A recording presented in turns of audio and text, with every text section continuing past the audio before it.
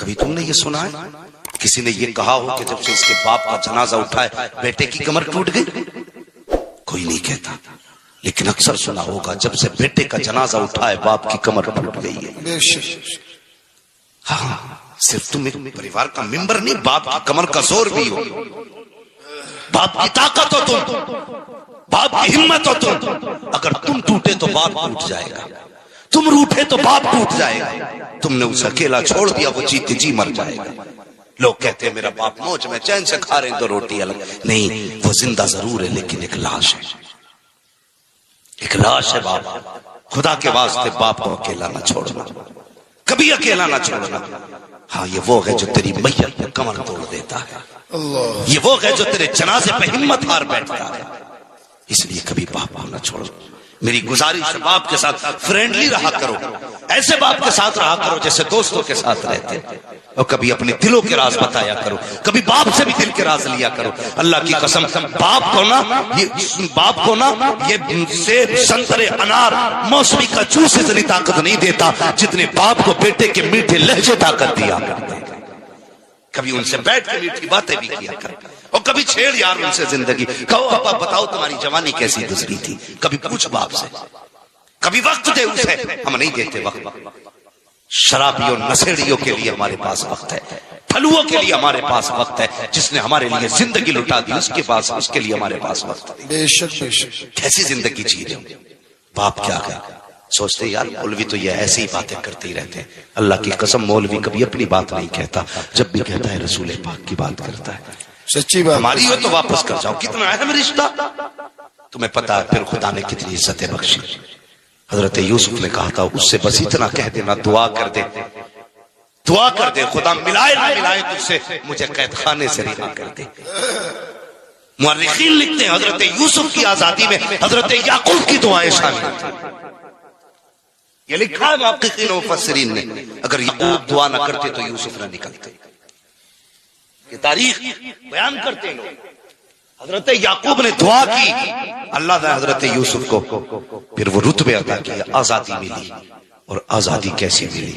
اللہ اکبر، وہ بڑا کریم ہے، بے نیاز ہے، کبھی بیچے تو کھوٹے سکوں میں بیچ دیتا ہے، اور جب پھر اسی یوسف کا سودا کیا جائے نا تو ہیرے چاندی بھی کم پڑ جایا گا۔ بے شک بے شک۔ بیچنے والا وہی ہے، بکنے والا بھی وہی ہے، لیکن قیمتیں الگ الگ ہیں، بس فرق ہے کہ رب کی مرضی ہے۔ جب چاہے کوڑیوں میں بیچ دے، جب چاہے ہیرے جواہرات ٹھوکروں میں رکھ دے۔ پھر جو بولی لگی ہے، اللہ اکبر، ہیرے جواہرات کم تھے ان کی بولی میں۔ ہاں، پھر تخت شاہی پہ بیٹھے، کہتا یا ملانا تھا رب کو، فرمانے لگے۔ رجسٹر تھا، رجسٹر فرماتے تھے جب بھی کوئی آئے نا اس سے دو باتیں ضرور پوچھنی ہے، کون سی؟ کہاں سے آئے ہو، کیا لے کے آئے ہو؟ ناج لینے آئے ہو؟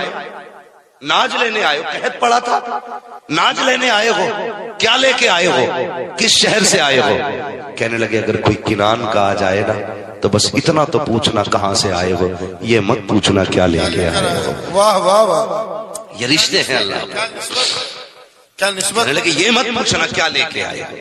حضرت یوسف علیہ السلام کے خدام کھڑے ہیں دروازے پہ، جو آتا تھا کہاں سے آئے؟ فلاں جگہ سے۔ کیا لائے؟ کہ سونا لائے ہیں۔ کیا لائے؟ کہ چاندی لائے ہیں۔ کیا لائے؟ کہ یہ لائے ہیں۔ اس کے بدلے میں ناج دیا جاتا۔ اللہ اکبر، ایک دن باری آ گئی حضرت یوسف کے بھائیوں کی، کہا کہاں سے آئے ہو؟ کہا کنان سے آئے ہو۔ اتنا سننا تھا، رجسٹر بند کیا، توڑ لگائی، کہا حضور کے کہا کیا بات ہے؟ کہا کچھ کنان کے مہمان آئے ہوئے ہیں۔ اللہ اکبر، وہ بھائی جنہوں نے قید میں ڈالا تھا، وہ بھائی جنہوں نے بھائی کے منہ پہ تماچے مارے تھے، وہ بھائی جس نے بھائی کو کوڑیوں میں بیچا تھا، وہ بھائی کل جو دشمنی کر کے موت کے منہ میں دھکا دے کے آئے تھے، وہ بھائی جس نے بیٹے کو باپ سے جدا کیا تھا، وہ بھائی جو خون کے پیاسے تھے، آج وہ بھائی کے دروازے پہ سوالی بن کے آ رہے ہیں، محتاج بن کے آ رہے ہیں۔ چاہتے تو یہ بھی کر سکتے تھے کہ ان کو قید میں ڈال دیتے، یہ بھی کر سکتے تھے کہ سرطن سے جدا کرا دیتے، اس لیے کہ یوسف آج بادشاہ بن کر کے بیٹھے ہیں، لیکن پتا چلا بھائی آئے ہیں، ساری نفرتیں ختم ہو گئی۔ کہ یہ تو پوچھ لیا ہے کہاں سے آئے ہو،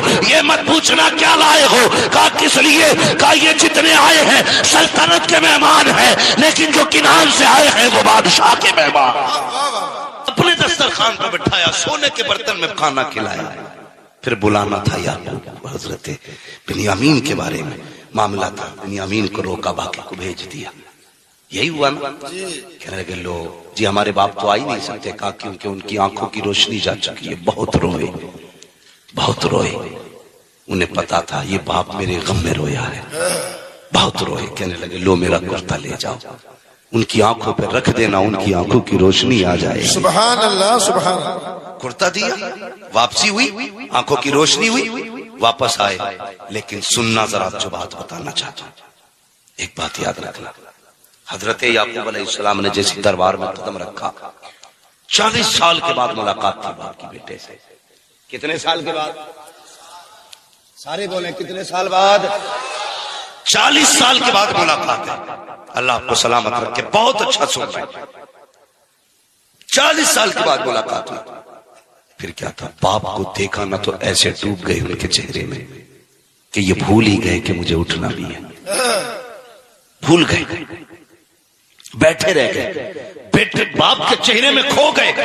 40 سال کے بعد شفیق باپ کا چہرہ ملا تھا، 40 سال کے بعد وہ آنکھیں ملی تھی جو پیار کی نظروں سے دیکھا کرتی تھی، 40 سال بعد وہ لہجہ سامنے تھا جو کبھی بات کرتے نہ تھکتا تھا، 40 سال کے بعد وہ وجود تھا جو سینے سے لگا کے نہ تھکتا تھا، 40 سال کے بعد اس وجود کو دیکھا تھا جس نے کاندھے پہ بیٹھا بیٹھا کے سیر کرائی تھی۔ بھول گئے باپ ہیں، بیٹھے رہ گئے۔ اللہ نے جبریل کو بھیج دیا، فرمایا جا یوسف سے جا کے کہہ دے یہ باپ کے لیے اٹھ کے کھڑا نہیں ہوا، میں نے اس کے نہ اٹھنے کی وجہ سے میں اعلان کرتا ہوں آج کے بعد اس کی نسل میں کسی نبی کو پیدا نہیں کروں گا۔ اگر یوسف ہو کر کے باپ کے لیے نہ اٹھے خدا نبوت لے لیتا ہے، اگر تو باپ کے لیے نہ اٹھے تو خدا تجھے برکت کیسے دے سکتا؟ کیا بات ہے کیا بات ہے، عظمت والی چاہیے برکت چاہیے تو باپ کی عزت کیا کر، بے شک بے شک۔ کبھی باپ کے سامنے ٹانگ پہ ٹانگ رکھ کے نہ بیٹھ، باپ آ جائے تو اٹھ کے کھڑا ہو جا۔ وہ باپ اگر کسان بھی ہے تو تیرے لیے باپ ہے۔ یہ رشتے بڑے اہم ہیں، آج چند راتوں کے بعد رشتے بدل جاتے ہیں، باپ باپ نہیں رہتا، بیٹا تو سیدھا کہتا بڈھا نہیں گھر میں، ابا ہی نہیں کہتا شادی بات، یا تو کہتا بڈھن کہاں گئے، بڑے میاں کہاں ہیں، ابا حج کر کے آیا تو بیٹا بھی حاجی جی کہہ رہا ہے، بھئی کچھ تو شرم کر، تیرا تو باپ ہے، دنیا حاجی جی کہہ رہی ہے چلے گا تو بھی حاجی جی کہہ رہا ہے۔ میرا بیٹا مجھ سے کہے مفتی صاحب کیا حال ہے، ابرار بھائی اگر عبداللہ تم سے کہے کیا حال ہے مولانا تو کتنی دوریاں لگتی ہیں۔ رشتوں میں لہجوں میں خدا نے محبت رکھی ہے، بے شک بے شک۔ اگر آپ باپ کو باپ کہتے ہیں نا تو آواز بھی لگ جاتی ہے اور رشتے میں کھچاؤ بھی پیدا ہو جاتا ہے۔ کیا بات ہے کیا بات ہے۔ ماں کو ماں کہو نا تو آواز بھی ہو جاتی ہے اور رشتے میں مضبوطی بھی آ جاتی ہے، اور ماں کو اگر عورت کہو نا، یہ کچھ چیزیں سمجھنے والی باتیں جنہیں ہم نہیں سمجھتے۔ کہتا پتا تمہارے ابو کہاں کہ حاجی جی، سامنے والا تو کہہ رہا تمہارے ابو کہاں، تو کہہ رہا حاجی جی، تیرے ابو کہاں کے پٹھان، تیرے ابو کہاں کے ٹھیکیدار ابھی یہیں آتے ہوں گے، اور سسرال جا رہا السلام علیکم ابو جان، وہ اتنا لمبا ابو جان ہو گیا،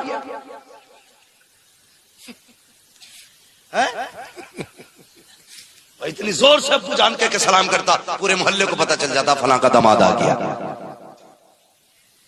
ابو امی وہ منہ ہی نہیں سوکھتا ہے، منہ کھلتا ہی رہی۔ شرم کر یار، شرم کر، چل وہ بھی ماں باپ ہیں لیکن انہیں پٹھان مت کہہ، انہیں بھی ابا کہہ۔ کیا انداز ہے، غلط کہہ رہا ہوں میں، سچی بات ہے نا۔ اللہ کی قسم جو سکون باپ کہنے میں آتا ہے نا وہ کسی چیز میں نہیں آتا۔ بے شک بے شک۔ کبھی اپنی ماں کو کہنا وہ حاجی کی بیوی روٹی دینا ذرا، بتا روٹی ملے گی کہ چمٹا، بولو دو ہی چیزیں ملیں گی، یا چمٹا یا پھٹی۔